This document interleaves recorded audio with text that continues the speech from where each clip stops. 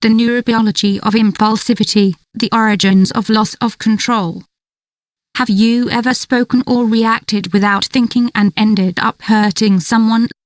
There are few events that can trigger such negative consequences as losing control of our behavior. But what happens in the brain in these situations? Do you often have the feeling that there are two people living inside you? There is the one who is sensible, thoughtful and calm, and then there is the other who acts on impulse and automatically and gives you no chance to maintain control. Impulsivity is an unpleasant enemy that leads you to uncontrolled behavior that you later regret.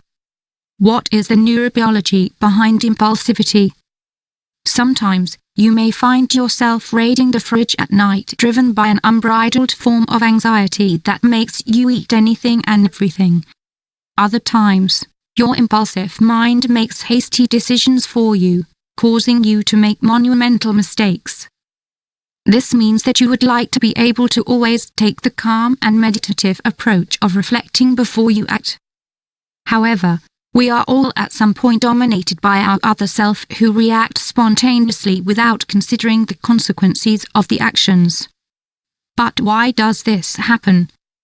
What happens e.g. in the brain of the very impulsive child who is so difficult to raise? How can we instill in them a more thoughtful and relaxed attitude? Impulsive behavior is quite common in children and adolescents. However, it becomes a problem when problematic and counterproductive behavior occurs both for themselves and others. The prefrontal cortex reaches its development at the age of 24, when impulse control is complete. The neurobiology of impulsivity. Impulsivity is defined as unexpected, exaggerated, and unreasonable reactions that people assume in all kinds of situations. It is an almost automatic behavior in response to a desire or need. One actually gets carried away by a latent emotion without considering the consequences of these actions. Everyone has experienced this type of situation at one time or another, especially in our early years. It is no coincidence. In fact, impulsive behavior is common in children and adolescents because their prefrontal cortex does not finish maturing until they are 24 years old. This brain region is responsible for exercising executive functions and regulated behavior. It should also be noted that impulsivity is present in many psychological disorders. Addiction, anxiety, depression, bipolar disorder, obsessive-compulsive disorder, and impulse control disorder or antisocial disorder share the same characteristics. While it is clear that not all impulsive behavior reveals a psychological problem, the question is, what is going on in our brains when we act in this way? We are impulsive for various reasons.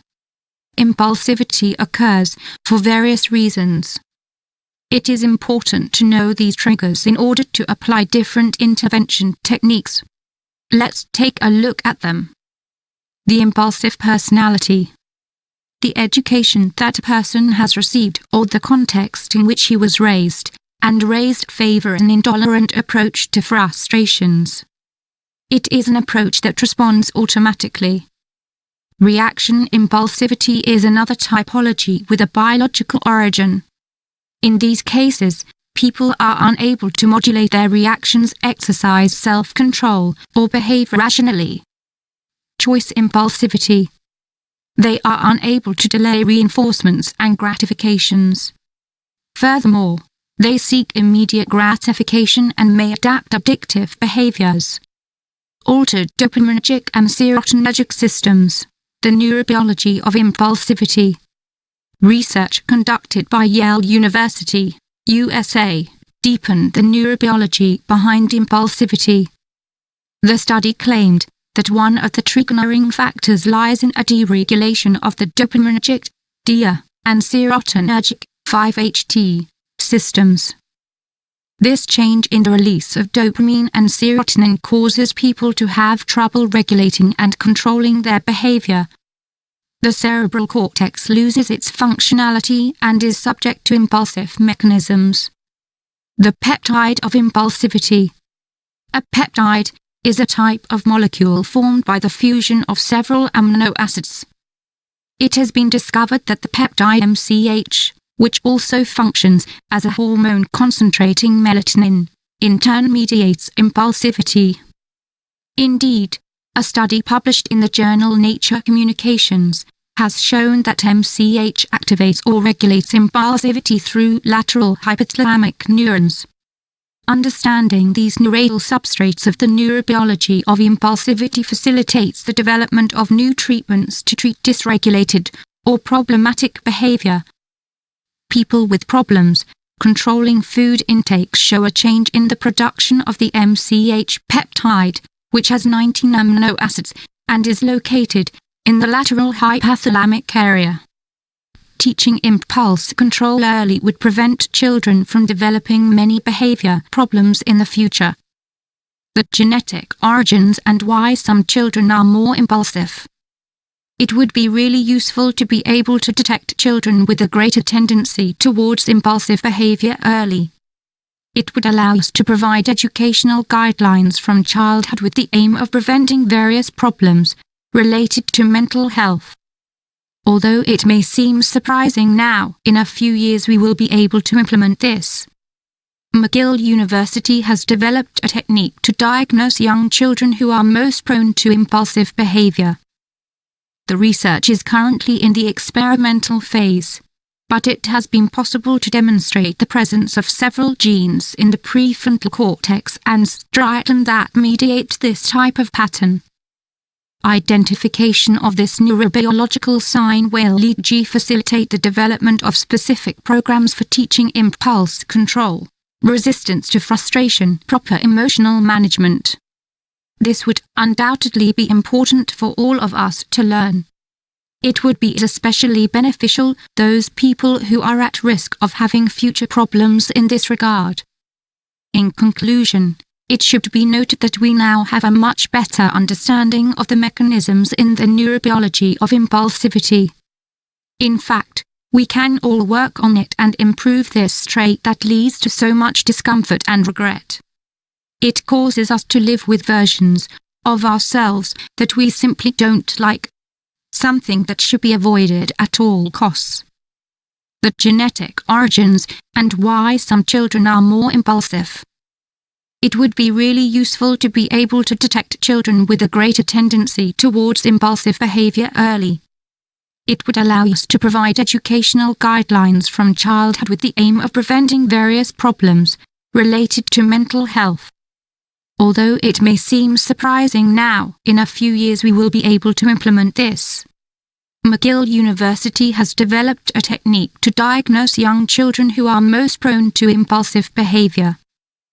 The research is currently in the experimental phase, but it has been possible to demonstrate the presence of several genes in the prefrontal cortex and striatum that mediate this type of pattern. Identification of this neurobiological sign will facilitate the development of specific programs for teaching impulse control, resistance to frustration, proper emotional management. This would undoubtedly be important for all of us to learn. It would be especially beneficial those people who are at risk of having future problems in this regard.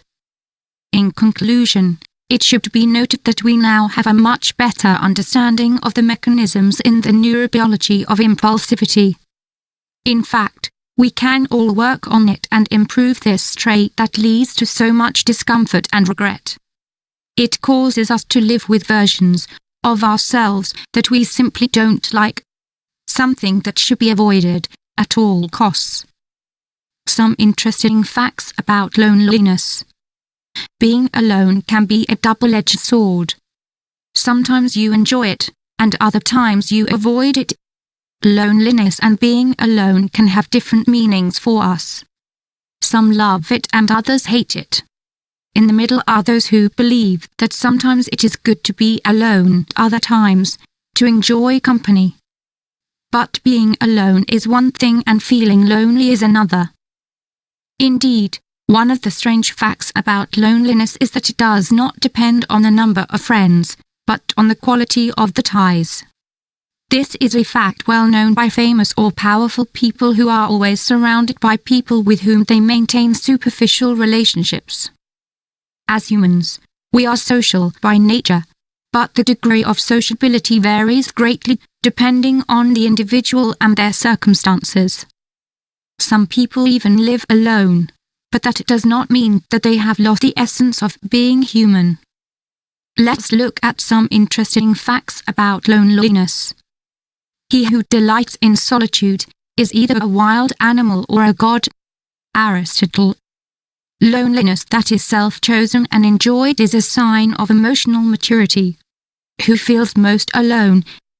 An intriguing fact about loneliness is the number of stereotypes that surround it. In fact, almost everyone believes that those who feel the most lonely are older adults. However, the BBC's loneliness experiment showed that this is not necessarily the case. Although it was not a scientific study as such, the surprising result emerged, that young people feel more lonely than older people. In fact, the survey found that only 25% of people over 75 said they felt lonely. In contrast, 40% of young people between the ages of 16 and 24 felt lonely. Even when participants of all ages were asked when they had felt the loneliest in their lives, the majority claimed it was in their youth.